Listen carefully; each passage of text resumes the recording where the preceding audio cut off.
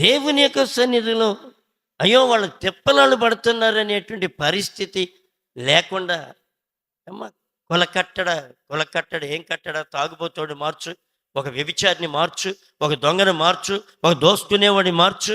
ఇది జాత కాదు ఒక్కొక్కడికి. ఇదేమన్నా చేస్తాడు ఎవడన్నా? ఒకటి భార్య చెడుగా తిరుగుతుంది, ఆ చెడుగా తిరిగేదాన్ని ఆపు.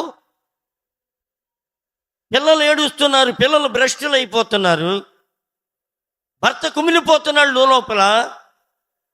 అలాంటి వాడిని బాగు చేసేటువంటి పరిస్థితి నీకుందా?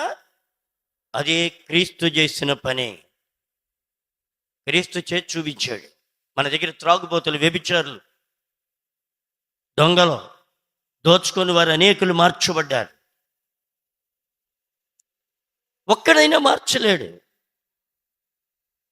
కానీ అయ్యో కర్మకాండలో ఏదో కులాచారాలు. ఏంటి నీ ఆచారం ఏంటి చెప్పండి అమ్మ? ఒక వ్యక్తిని సన్మార్గంలో నడిపించు, దానికన్నా మేలైంది ఏమన్నా ఉందా?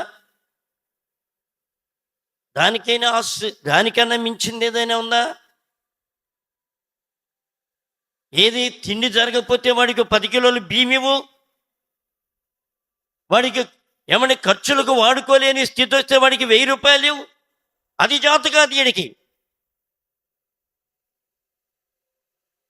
వీడు బాగా నిలబడతాడు, ఇక ముందే వస్తుని ఊగుతూ ఉంటాడు వెనక్కి ముందుకి. కానీ దేవుడు నిన్ను పడుకోబెడతాడు.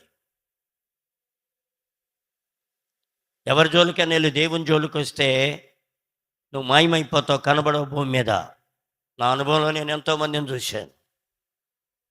దేవుని వాక్యం సత్యమైంది. ఈ దేవుని ముందు ఎవడు నిలబడలేదు.